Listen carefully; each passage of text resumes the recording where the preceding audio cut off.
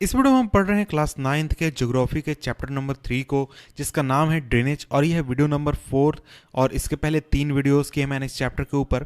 तो अगर आपने उन वीडियोस को नहीं देखा तो नीचे डिफरेंट लिंक है जहां से आप पिछला वीडियो देख सकते हैं। और इसके साथ ही वहां पर मैंने प्लेलिस्ट का भी लिंक दिया है जिससे आप इस चैप्टर के सारे वीडियोज़ देख सकते हैं। तो आइए हम आगे बढ़ते हैं और पढ़ते हैं इस वीडियो को और देखते हैं कि आखिर हमें इस चैप्टर में पढ़ना क्या है, इस टॉपिक में पढ़ना क्या है। तो देखिए, पिछले वीडियो में हमने पेनिनसुलर रिवर्स के बारे में पढ़ा था। वहाँ पर हमने ये देखा था कि पेनिनसुलर रिवर्स होते क्या हैं और उसमें बहुत सारे रिवर्स के बारे में पढ़ा था। और अब हम आगे बढ़ते हैं और पढ़ते हैं हमारा नेक्स्ट टॉपिक, जो कि है लेक्स। यानी कि इस टॉपिक में हम लेक्स के बारे में पढ़ने वाले हैं। तो देखिए, आप अगर कश्मीर वैली गए होंगे या फिर कश्मीर वैली का आपने नाम सुना होगा, तो वहाँ पर आपने डल लेक का नाम सुना होगा, जहाँ पर आपको हाउस बोट्स या फिर शिकार आपको चलते हुए मिल जाएंगे। और ये जो जगह है, ये अपने पास हजारों की संख्या में टूरिस्ट को अट्रैक्ट करती है, चाहे वो इंडिया से हो, और बहुत सारे लोग तो इंडिया के बाहर से भी घूमने आते हैं। और इसी तरीके से आपने बहुत सारे दूसरे टूरिस्ट प्लेसेस को भी विजिट किया होगा अपने घर के आसपास या फिर अपने शहर के बाहर आसपास। और ऐसा होगा कि कुछ ऐसे जो टूरिस्ट प्लेस होंगे वो लेक के आसपास होंगे, और वहाँ पर आपने बोटिंग, स्विमिंग और भी दूसरी तरह के वाटर गेम्स या फिर वाटर एक्टिविटी को आपने इंजॉय किया होगा। तो आप एक तरीके से इमेजिन करिए कि जो श्रीनगर है या फिर नैनीताल है या फिर जितने भी टूरिस्ट प्लेस हैं जहां पर लोग लेक की वजह से जाते हैं घूमने, जैसे श्रीनगर में डल लेक घूमने जाते हैं और भी दूसरी जगह जाते हैं, तो अगर उन जगहों पर लेक नहीं होता, अगर लेक वहां पर होता ही नहीं, बिल्कुल एक फ्लैट जमीन होती, तो क्या वहां पर उतने लोग अट्रैक्ट होते, वहां उतने लोग जाते घूमने जितने कि आज जाते हैं? तो आपने कभी ऐसा सोचने की कोशिश की है कि जो लेक्स हैं उनका कितना इंपॉर्टेंस है किसी भी प्लेस को अट्रैक्टिव बनाने के लिए टूरिस्ट लोगों के लिए? और देखिए, अट्रैक्शन के अलावा, टूरिस्ट को अट्रैक्ट करने के अलावा, जो लेक्स हैं वो ह्यूमन बीइंग के लाइफ को भी काफ़ी आसान बनाते हैं और लाइफ में काफ़ी ज़्यादा हेल्पफुल हैं बहुत सारे तरीके से। तो उन चीज़ों को यहाँ पर एक तरीके से हम देख लेते हैं। तो देखिए, इंडिया जो है, इंडिया में बहुत सारे लेक्स हैं, और जितने भी लेक्स हैं वो एक दूसरे से साइज में डिफर करते हैं और भी बहुत सारे फीचर में, कैरेक्टरिस्टिक्स में डिफर करते हैं। और बहुत सारे लेक्स जो हैं, यानी ज़्यादातर लेक्स जो है इंडिया में, वो परमानेंट लेक हैं। और इसके अलावा कुछ ऐसे लेक हैं जिसमें आपको पानी सिर्फ रेनी सीजन में देखने को मिलेगा, या फिर कुछ सीजन में, जैसे विंटर सीजन में, स्प्रिंग में, या फिर रेनी सीजन में आपको पानी देखने को मिलेगा, आपको समर में नहीं देखने को मिलेगा। और ये जो लेक्स हैं ये आपको बेसिन्स में बने हैं, जो इनलैंड ड्रेनेज है, यानी आपका पेनिनसुलर रीजन का ड्रेनेज हो गया, जो कि सेमी एरिड रीजन का ड्रेनेज हो गया। इस इलाके में जो बेसिन्स में जो आपको लेक्स मौजूद हैं, वहाँ पर ऐसी स्थिति आपको देखने को मिलेगी कि आपको साल भर वहाँ पर पानी देखने को नहीं मिलेगा, आपको सिर्फ बरसात में पानी देखने को मिलेगा। और इसके अलावा बहुत सारे लेक्स जो हैं, जो कि ग्लेशियर्स के एक्शन की वजह से बनते हैं, या फिर आइसी शीट्स की, यानी जो बर्फ़ की चादर है उसके एक्शंस की वजह से बनते हैं। और इसके अलावा बहुत सारे ऐसे लेक्स भी हैं जो कि विंड, रिवर एक्शन या फिर ह्यूमन एक्टिविटीज़ की वजह से बनते हैं। A meandering river across a floodplain forms cutoffs that later develop into oxbow lakes। तो यहाँ पर देखिए, ऑक्सबो लेक्स की बात की गई है कि ऑक्सबो लेक्स जो है वो क्रिएट होते हैं meandering रिवर से, जो कि फ्लड प्लेन में बहते हैं। तो अब यहाँ पर meandering रिवर क्या है, ऑक्सबो लेक्स का फॉर्मेशन कैसे होता है, इस चीज़ को यहाँ पर आइए हम देख लेते हैं। तो देखिए, यहाँ पर इस चीज़ को मैं आपको इमेज के जरिए समझाने की कोशिश करता हूँ ताकि आपको आसानी से समझ में आ जाए। तो यहाँ पर जो इमेज आप देख रहे हैं, ये एक meandering रिवर का इमेज है, जिसमें आप देख सकते हैं कि रिवर किस तरीके से टेढ़े मेढ़े रास्ते से बह रहा है, और ऑक्सबो लेक का निर्माण इसी से होता है। तो ऑक्सबो लेक का एग्जाम्पल भी मैं आपको दिखा देता हूँ कि किस तरीके से वो उसका फॉर्मेशन होता है। तो यहाँ पर आप देख सकते हैं कि यहाँ पर आपको मियांडरिंग का, ऑक्सबो लेक के फॉर्मेशन का एग्जाम्पल दिखाया गया है। कि देख सकते हैं यहाँ पर पहले जो है वो रिवर बिल्कुल सीधी बहती थी, सिंपल एकदम स्लोप में, लेकिन उसने धीरे धीरे अपना रास्ता चेंज करना शुरू कर दिया, टेढ़ा होना शुरू कर दिया, और इसके बाद वो ज़्यादा टेढ़ी होती गई और इस तरीके से इस शक्ल में आ गई। और इस शक्ल में आने के बाद ये जो पोर्शन था यहाँ पर, जहाँ वो पहले पूरे डायरेक्शन को चेंज करके फ्लो करती थी, लेकिन अब वो बिल्कुल सीधे वो फ्लो करने लगी, और ये जो हिस्सा था पूरा पोर्शन इस तरीके का, वो उससे सिर्फ जुड़ा हुआ रह गया। और आगे ये जो पोर्शन है ये इस पूरे नदी से कट कर अलग हो जाता है और ऑक्सबो लेक का निर्माण करता है। तो इस प्रोसेस को आप एक तरीके से समझ गए होंगे। तो इस प्रोसेस का एक रीज़न होता है कि जैसे इरोजन और डिपोजिशन। तो रिवर जो है वो काफ़ी फ्लो में होती है, काफ़ी स्पीड में बहती है, इस वजह से वो कुछ जगहों से इरोजन करती है और कुछ जगहों पर डिपोजिशन करती है। तो यहाँ पर देखिए, यहाँ पर इरोजन हो रहा है, यहाँ पर डिपोजिशन हो रहा है।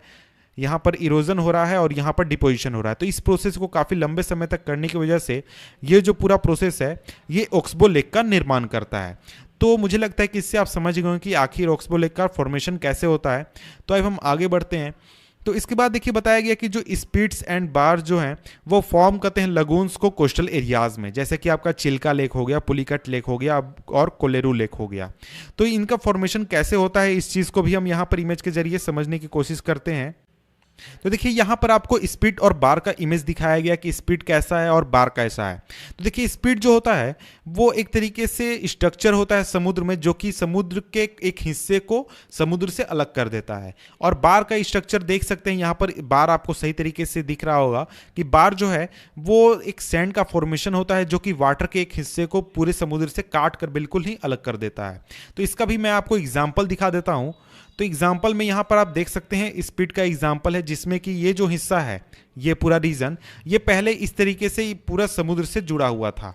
लेकिन इस स्पिट के क्रिएशन की वजह से, जो कि ये है, स्पिट के क्रिएशन की वजह से ये अब समुद्र से अलग हो चुका है और एक छोटा सा हिस्सा जो है वो समुद्र से जुड़ा हुआ है और ये एक तरीके से अब लेक का शक्ल ले चुका है। और इसके बाद अगर हम आगे बढ़ें और अगर हम बार की बात करें तो बार का एग्जाम्पल यहाँ पर आप देख सकते हैं।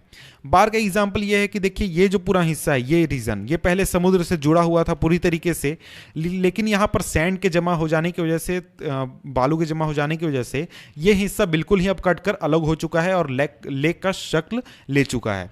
तो इसी तरीके से लगून्स का फॉर्मेशन होता है और जो आपका चिल्का लेक है या फिर और भी जो दूसरे लेक हैं वो सभी आपके एक तरीके के लगून्स हैं।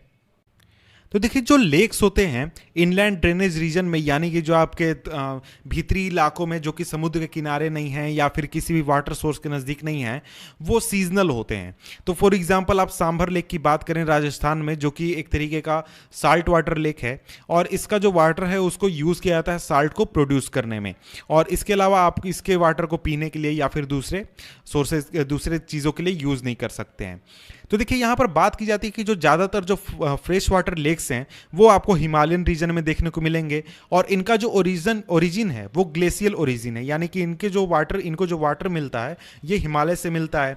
और इस दूसरी तरीके से अगर हम बात करें तो उनका फॉर्मेशन तब होता है जब ग्लेशियर जो होते हैं वो एक बेसिन को डग आउट करते हैं और जिसको कि बाद में फिल कर दिया जाता है स्नोमेल्ट द्वारा, यानी आपको बर्फ के पिघलने पर जो पानी होता है उसको।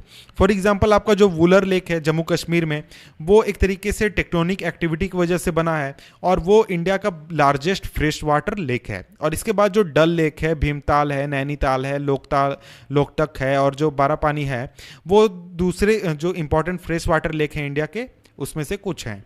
और नेचुरल लेक के अलावा जो डैमिंग है, यानी जो डैम हम बनाते हैं रिवर्स के ऊपर, जिससे हम हाइड्रो पावर को जनरेट करने के लिए जिनको यूज़ करते हैं, उनकी वजह से भी लेक्स का फॉर्मेशन होता है। जैसे कि गुरु गोविंद सागर जो कि भाखड़ा नंगल प्रोजेक्ट के जरिए बना है, उसके ज़रिए भी हम ह्यूमन इंटरवेंशन के जरिए लेक्स का निर्माण करते हैं। और जो लेक्स हैं वो एक तरीके से बहुत ही ग्रेट वैल्यू रखते हैं ह्यूमन बींग्स के लिए, क्योंकि लेक्स की वजह से हम रिवर के फ्लो को कंट्रोल कर सकते हैं, हेवी रेनफॉल के दौरान जो फ्लडिंग है उसको प्रिवेंट कर सकते हैं और ड्राई सीजन के दौरान जो एक तरीके से पानी की कमी है उसको पूरा कर सकते हैं। और एक तरीके से ये जो लेक्स होते हैं ये काफ़ी एक तरीके से हेल्प करते हैं वाटर के फ्लो को कंट्रोल करने में। और जो लेक्स हैं वो यूज़ किए जाते हैं हाइड्रो पावर को जनरेट करने के लिए, और इसके अलावा वो जो है वो अपने आसपास के क्लाइमेट को भी एक तरीके से काफ़ी सपोर्ट प्रोवाइड करते हैं और वहाँ पर एक तरीके से एक्वेटिक इकोसिस्टम भी प्रोवाइड करते हैं और नेचुरल ब्यूटी को भी बढ़ाने में वो हेल्प करते हैं। और लेक्स की वजह से काफ़ी बड़ी संख्या में टूरिज्म और रिक्रिएशन को भी हेल्प मिलता है। इसके बाद अगर हम बात करें रिवर्स की इकोनॉमी में क्या योगदान है, यानी कि इकोनॉमी में रिवर्स का क्या योगदान है, तो देखिए रिवर्स की अगर हम बात करें तो एक तरीके से सबसे इंपॉर्टेंट जो फंडामेंटल इंपॉर्टेंट चीज़ है ह्यूमन हिस्ट्री में या फिर ह्यूमन पूरे आज सभ्यता में, वो रिवर रही है। तो अगर आप देखेंगे कि जो वाटर है वो एक तरीके से बेसिक नेचुरल रिसोर्स है। अगर आपको मुझे किसी को भी जीवित रहना है तो उसके लिए वाटर जो है वो बहुत ही ज़रूरी है, और रिवर जो है वो उसका सबसे अच्छा स्रोत है, सबसे आसान स्रोत है। तो अगर आप बात करें कि जो वाटर है जो कि आपको बहुत तरह के ह्यूमन एक्टिविटीज़ में यूज होता है, उसकी वजह से जो जितने भी आपको सेटलमेंट आपको देखने को मिलेंगे, चाहे वो आपका शहर हो, मेरा शहर हो, या फिर आज के 100 साल पहले के शहर हो, 1000 साल पहले के गांव बसते हो, तो वो जनरली आपको देखने को मिलेगा कि ये सारे जगह जो थे वो आपको रिवर बैंक्स पर स्थित है। यानी कि जितने भी गांव बसते थे वो नदियों के किनारे बसते थे। जितने भी आज शहर देखते हैं, ज़्यादातर शहर आपको नदी के किनारे हैं। और इसकी वजह से बहुत सारे लोग जो एंशियंट टाइम में थे वो नदियों के किनारे ही अपने घर को बसाना पसंद करते थे।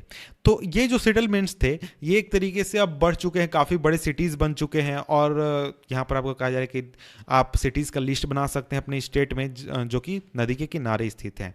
और देखिए इसके अलावा रिवर जो है उनको इरिगेशन के लिए, नेविगेशन के लिए, हाइड्रो पावर जनरेशन के लिए यूज़ किया जा सकता है। और ये काफ़ी इंपॉर्टेंस रखते हैं, जैसे कि इंडिया में जहाँ पर जो एग्रीकल्चर है वो मेजर सोर्स है लाइवलीहुड का।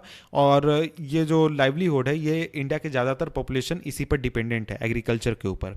इसके बाद यहाँ पर नेक्स्ट टॉपिक हम बात कर लेते हैं और वो है रिवर पॉल्यूशन। तो देखिए अगर हम बात करें जो growing domestic municipal industrial agriculture demand है वाटर का, यानी लगभग इंडिया के सभी क्षेत्रों में, चाहे वो आप इंडस्ट्री की बात करें, आप शहर के आबादी की बात करें, गांव की बात करें, अपने घर में यूज़ की बात करें, एग्रीकल्चर की बात करें, हर जगह आपको वाटर के यूज़ है। और इसमें से ज़्यादातर जो वाटर की सप्लाई आपको हो रही है वो रिवर से की जा रही है। तो इस वजह से जो वाटर का क्वालिटी है रिवर्स में उसको काफ़ी ज़्यादा एक तरीके से प्रभावित किया जा रहा है इसकी वजह से। और इसके रिजल्ट के रूप में ज़्यादा से ज़्यादा वाटर को ड्रेन किया जा रहा है रिवर्स से। और इसकी वजह से रिवर्स में जो वाटर का वॉल्यूम है वो गिर रहा है, कम हो रहा है। और दूसरी तरफ अगर हम बात करें तो बहुत बड़ी संख्या में अनट्रीटेड सीवेज वेस्ट, यानी कि आपके जो घर से कचरा निकलता है, कूड़ा निकलता है नालियों के माध्यम से, वो आपके सीधे नदी में जाता है बिना किसी उसको प्रोसेस किए, बिना किसी उस का ट्रीटमेंट किए। और इसके अलावा अगर आप इंडस्ट्रीज़ की बात करें तो इंडस्ट्रीज़ में बहुत बड़ी संख्या में बहुत हानिकारक केमिकल्स आपको निकलते हैं जिनको कि डायरेक्टली आपको रिवर्स में छोड़ दिया जाता है। और इसका जो इफेक्ट है वो सिर्फ वाटर के क्वालिटी पर ही नहीं पड़ता, बल्कि उसकी जो सेल्फ क्लींजिंग कैपेसिटी है, यानी कि वो खुद को साफ कर सकती है। नदी उस वाटर के जो पोल्यूशन उसमें डाला गया है उसको एक तरीके से डाइल्यूट कर सकती है, कमज़ोर कर सकती है, उसकी कैपेसिटी को भी हम खत्म करें। फॉर एग्जाम्पल ऐसा कहा जाता है कि जो गंगा है अपने स्ट्रीम फ्लो में करीब एक शहर द्वारा जितना भी पॉल्यूशन उसमें डाला जाता है उसको 20 किलोमीटर के दौरान में उसको डाइल्यूट कर देती है।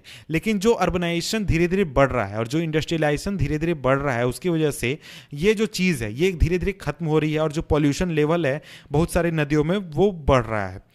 और जो कंसर्न्स है राइजिंग पॉपुलेशन को लेकर हमारे नदियों के प्रति, वो एक तरीके उसकी वजह से बहुत सारे एक्शन प्लान्स भी क्रिएट किए गए हैं ताकि नदियों को साफ़ किया जा सके।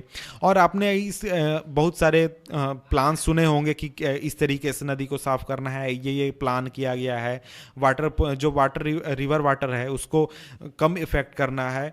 तो ऐसा ही एग्जाम्पल आपने अभी सुना होगा नमामि गंगे, तो उसमें यह प्लान था कि जितनी भी नदियाँ हैं उन सभी को साफ़ किया जाए, ड्रेनेज सिस्टम बनाए जाएँ शहरों में, उस शहरों में से जो गंदगी आपको नदी में जाती है उसको पहले ट्रीट किया जाए, उसको साफ किया जाए, तब फिर जाकर उसको नदी में छोड़ा जाए। तो इस तरीके के बहुत सारे प्लान्स पहले भी आए हैं और अभी भी सरकार बनाने की कोशिश कर रही है। तो एक तरीके से आप थिंक कर सकते हैं कि जो ह्यूमन बीइंग का लाइफ है अगर उसको फ्रेश वाटर उसमें से रिमूव कर दिया जाए, यानी ह्यूमन जो अपनी ज़िंदगी चलाते हैं उसमें फ्रेश वाटर्स ना रहें तो कैसी स्थिति होगी। तो इस चीज़ के ऊपर आप चाहें तो लोगों से बातचीत कर सकते हैं, दोस्तों से बातचीत कर सकते हैं। तो देखिए यहाँ पर एक तरीके का एग्जाम्पल दिया गया है जो हमने अभी बात की कि एक्शन प्लान जिसमें नदियों को साफ किया जाए, तो ये है नेशनल रिवर कंजर्वेशन प्लान।